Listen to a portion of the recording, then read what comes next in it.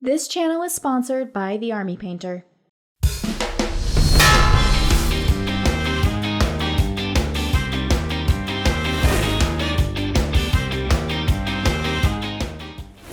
After 2 years of running Righteous Crusaders and a couple months with a middling Grotmist detachment, the Black Templars can finally come into their own with a hot new Codex Supplement.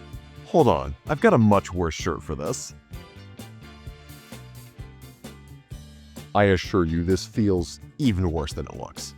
With new detachments, new units, and fresh updates to old favorites, there's never been a better time to scream across the battlefield and hit an alien in the face with a chainsaw. I'm literal award-winning Black Templars player Campbell McLaughlin, and today we're reviewing Codex Supplement Black Templars. We would like to thank Games Workshop for providing us with a review copy of the Codex. Now any marshal could tell you that there's nothing more righteous than hitting that subscribe button, so why don't ya? To read more, head to Goonhammer.com. Link in the description. Of all the varied flavors of melee-centric Marine armies, Black Templars are without a doubt the most zealous and least subtle. These aren't the precise, surgical strikes of the Blood Angels or the heroic sagas of the Space Wolves. These are a horde of idiots with chainswords who really don't like Xenos, heretics, psychers, or really anybody else, ready to surge forward en masse and flood the board in fire and violence. Templars have a heavy emphasis on large units of melee marines, either on foot or in transports, leaning on characters to get the most out of their sundry hordes. Do you want 20-strong blobs of crusaders surging up the field every time they get shot? You got it. How about an armored corps of land raiders, packed to the brim with sword brethren, ready to cut the enemy to ribbons? Easily done. How about a suite of unique characters just as capable of buffing your boys as they are of trashing an elite enemy unit? Boy howdy, do we have several characters for you. Unlike the Space Wolves book, the unique units in here can still be led by Codex characters. That means that if you want to run a lieutenant and a captain with your crusaders, you absolutely still can, which is kind of unexpected. Most of the Templar characters can still pal around with Codex units too, so while this book does a good job of capturing that non-Codex compliant feel, it's still got a load of options for you, without invalidating much that came before. We think the following are 6 standout features of this book. No more Oath of Moment. In a first for a Codex supplement, Templars lose access completely to Oath of Moment, but they might not miss it. Oaths were an easy-to-use ability, windmill slamming it onto another priority target every turn, but between a versatile new army rule and ample access to rerolls and bonuses to hit, you're probably not gonna miss it. Great new characters. In a rare move, somebody might actually want to take a Space Marine model holding a flag. Both the new Crusade Ancient and Execrator models have distinct use cases and will find their way into a load of armies. Melee side grades. Basically every unit lost an attack with their melee weapons, but gains sustained hits on chainswords or lethal hits and a point of damage on power weapons. That comes out in the wash on its own, but there's a million ways to make that better. The Emperor's Champion. The champ finally lives up to his title and is gonna be an absolute menace on the tabletop. The Repulsor Executioner, which is just plain better than the regular Marine one, with a better rule and a multi-melter for funsies. There's also a whole detachment for tanks just like it, which may as well have been hand-delivered to me personally. Real story right here, we had an old Hammer of Math article where the Repulsor Executioner was mathematically proven to suck, and a stranger at my local game store recognized me because my tank was in that article, and we are now very good friends. We ride up to tournaments together. Army rules.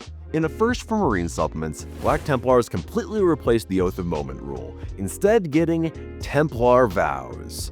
Black Templars essentially get a modified version of their old Righteous Crusaders detachment rule baked in, letting them pick from 4 vows at the start of the first battle round. These are Abhor the Witch, Destroy the Witch. Reroll charges against Psyker units, and melee weapons have precision against Psyker units. This is obviously a nasty pick against Thousand Sons or Grey Knights, especially if they've got a load of characters. Accept any challenge no matter the odds. If the strength of your melee attacks are equal to or less than the opponent's toughness, your attacks gain +1 to wound. If you're going into Orcs, Votan, Death Guard, or any flavor of Knights, this is a good shout to keep your Strength 4 chainswords hitting, or just to wound other Marines on a 3-up. Suffer not the unclean to live. Units can fall back and charge, and their consolidation and pile-in moves don't have to be toward the closest model, just the closest unit. This opens up some maneuvering options for the trickier players out there. Uphold the honor of the Emperor. All infantry units gain sticky objectives and can perform actions after advancing. This one is situational, but army-wide sticky is pretty great. I think a lot of folks are going to be so taken aback by the loss of Oath of Moment that they'll miss how powerful these abilities and this codex are. While you miss those rerolls against one unit per turn, there are so many conditional ways to get rerolls or bonuses to hit and wound, most of which center around taking Templar-specific units. Basically, the more Templar units you run, the better you'll be able to take advantage of the army and detachment rules. Of these vows, accept any challenge is probably going to be the general pick, though against armies of toughness 3 goobers where you don't need that extra strength, you can definitely have some fun with the trickier ones. Some people might miss the Feel No Pain ability from Righteous Crusaders, but honestly, that just made the game take forever. If you want to fail a couple dozen 6-up Feel No Pains on 2-wound models, be my guest. Take it from me, I played like 80 games with that detachment. Just as important as what Templars gained is what they lost. I'll just state this again to remind myself as much as to remind you. Black Templars don't have Oath of Moment, trading it for the aforementioned vows. Why settle for a momentary oath when you've got a whole vow to live by? You also lose access to the First Company Task Force detachment, understandable given its emphasis on Oaths of Moment. Templars also can't include any Adeptus Astartes Psyker models as is tradition, and can't include chapter-specific units from other chapters. Shocker, I know. They also can't take the Codex versions of Gladiators, Impulsors, Repulsor Executioners, Land Raider Crusaders, Stern Guard, or Terminators, but we'll get to those later. Detachments. There are 3 detachments in the Codex, plus the Grotmist detachment if you want to do that to yourself. Templars can also take any Space Marine detachment, with the exception of the First Company Task Force, as we said. As written, you could take the Librarius Conclave even though you can't take Librarians, in case you want a fun new way to shoot yourself in the foot. According to 40k stats, 2 of you out there have actually done this, and I will be requesting a wellness check for both of you. We'll have detachment focus articles and videos for each of the new detachments, but here's the short versions.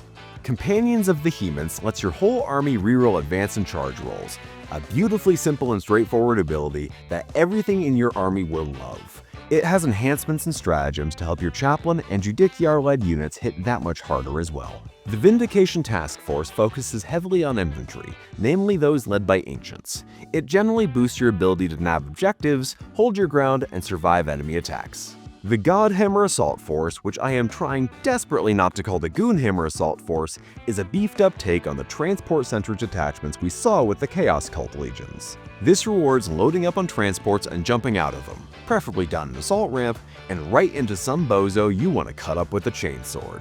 Coincidentally, this is exactly how I've been playing Black Templars for the last 2 years, so I'm personally pretty stoked about this one. Wrathful Procession, the Grotmist detachment, is still technically here.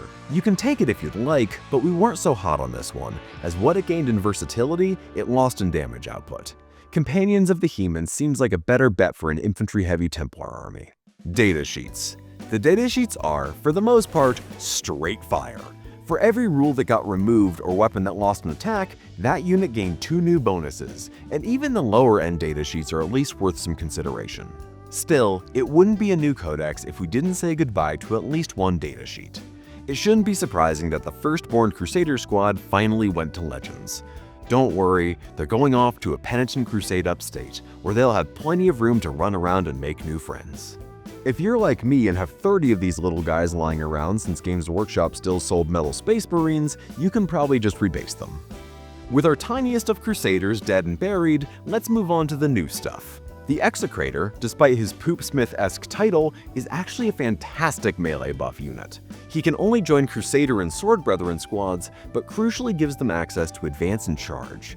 If their unit destroys an enemy unit in melee, they also force a battle shock test on every enemy unit within 6 inches, which is just a fun little bonus. You can give them a mastercrafted power weapon and an Absolver bolt pistol, or drop the sword and pistol for a Pyre pistol, which you'll never, ever do.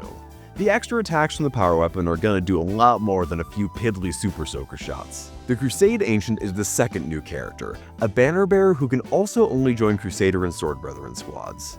Fortunately, he can also join a squad with a captain, chapter master, execrator, or lieutenant in it, and keywords mean that includes castellans and marshals too. The Ancient has 5 swings with a mastercrafted power weapon, going from OC1 to OC6 when his unit destroys an enemy unit in melee. That's right, it took until now to make a Blade Guard Ancient who can actually guard Blade. More importantly, he brings the old Vicious Riposte back into the picture, giving models in his unit a Fight on Death ability on a 4-up in melee. This is a hugely useful ability, letting your slightly squishier Crusaders swing away before getting picked up, or making sure you actually get to swing with those expensive Sword Brethren who don't have an invulnerable save. You may not know this, but over the last few months I've been starting my day by saying Sword Brethren Terminators into my bathroom mirror in an attempt to manifest a new unit. I sorta got my wish in a monkey's paw way. There are Templar versions of Terminators and Sternguard, both of which lose their Oath-specific special abilities in favor of new Templar ones. Sternguard lose their wound rerolls against Oath targets in favor of +1 to wound when shooting the closest target. Terminators force Desperate Escape tests at a -1 against all non-monster or vehicle enemies that fall back from them. You're gaining some flexibility with the Sternguard, but you're losing the ability to fish for devastating wounds, while the Terminator ability is far more situational than the Codex version's +1 to hit against Oath targets. Surprisingly, the Land Raider Crusader gets a slight Templar-flavored update. If it shoots an enemy unit, any unit that disembarks from your Crusader gets +1 to hit and wound against that unit in the fight phase. It's cute, but you've already got a few ways to get bonuses like this, and it's still up against the Land Raider Redeemer for a very similar role. While it's a lot cheaper than the Redeemer's Do Not Enter Overwatch Flamer Zone is not worth giving up in my eyes. Almost every Templar-specific datasheet got a significant overhaul, with a few surprise additions in there to boot. To keep us from getting too deep into the weeds with the changes, don't worry, I will, these are my guys and it's my video, there's been a few consistent tweaks to Templar weapons. Everywhere you found a power weapon before is now a master-crafted power weapon, coming in at damage 2 and gaining lethal hits. And every chainsword lost an attack, but gains sustained hits 1, which generally comes out ahead, especially when you factor in how many characters let you crit on 5s or reroll hits.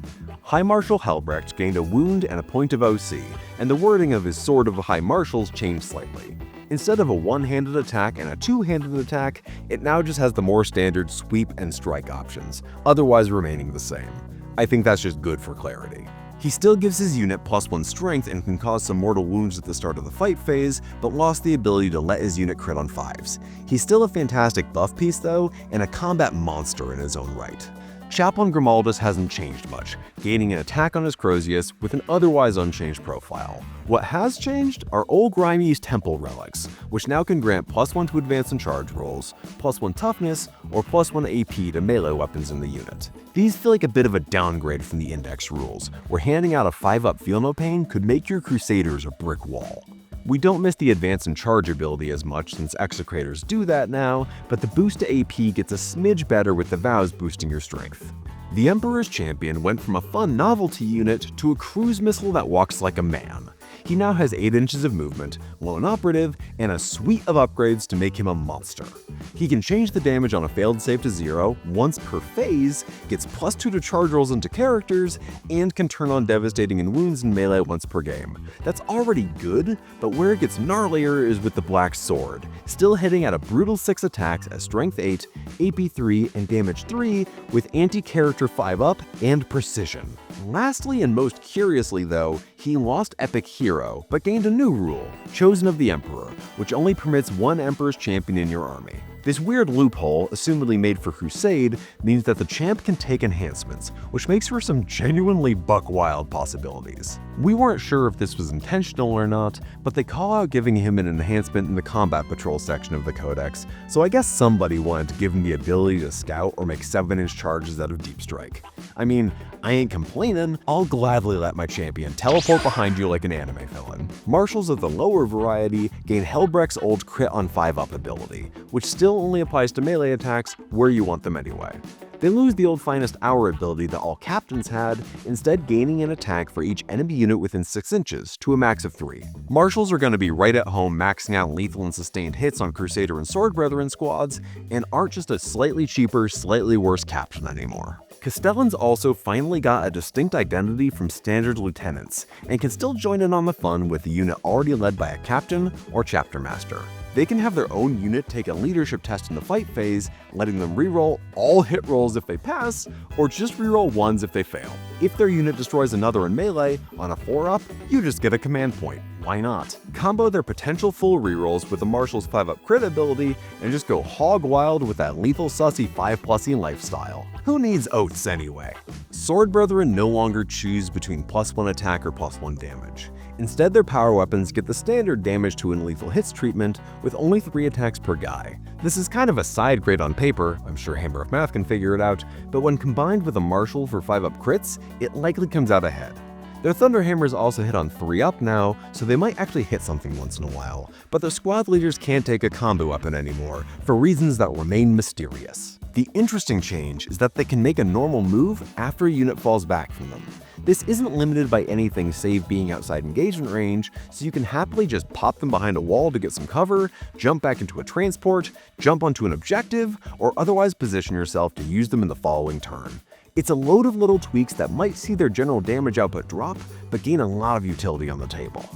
Crusader squads saw about as significant a change. Sustained hits on their chainswords makes them way nastier with a Marshal for those crits on 5s, and the Sword Brother getting damage too is appreciated. They lost their Scout's 6-inch ability, but this didn't come up a ton before, as no characters with Scout could actually join them. They also lost their reroll to charge distance, instead gaining a surge move.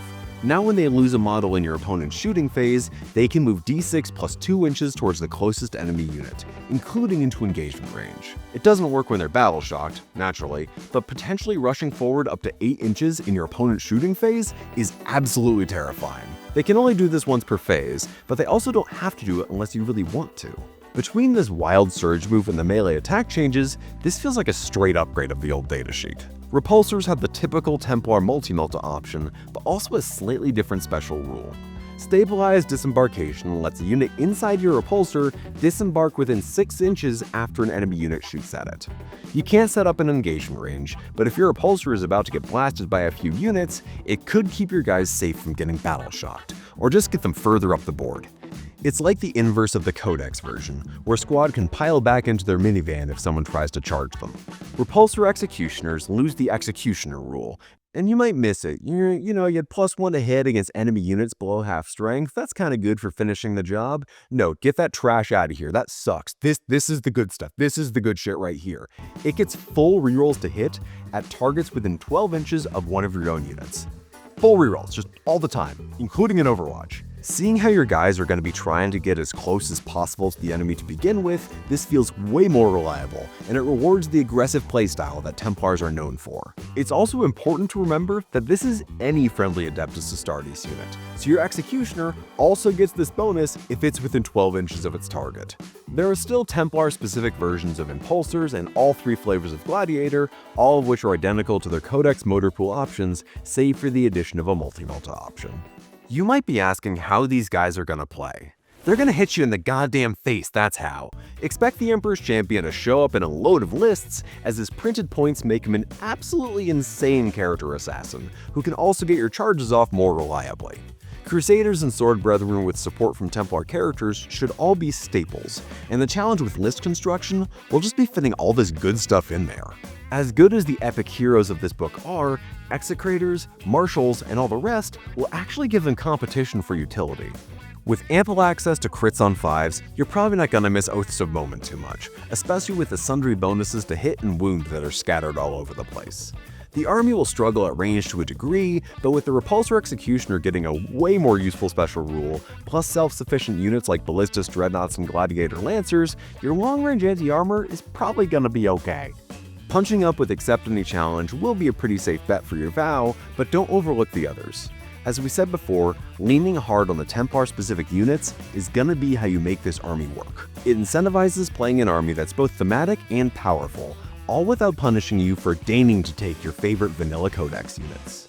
As Goonhammer's resident Templar guy, you could have fooled me into thinking today was my birthday. There's a detachment in here that fits my exact stupid playstyle to a T, and the only reason the other 2 detachments have less luster is because I went through the effort of painting 3 Land Raiders. The only way I could have liked this book better would have been if there was a new character named Castellan McLaughlin, who had a model even cooler than Helbrecht's, and was the first Space Marine to kiss a girl. Oh well, Gotta leave something for 11th edition. If you want to keep your crusades suitably eternal, head over to Goonhammer.com to read more about Black Templars, including how I painted the models in this video. You can also support us on Patreon for bonus content and Discord access, or just like and subscribe to us here on YouTube. I've been Consecrator McCastigation, and if you'll excuse me, I've got some manifesting to do. Sword Brethren Terminators. Sword Brethren Terminators. Sword Brethren Terminators.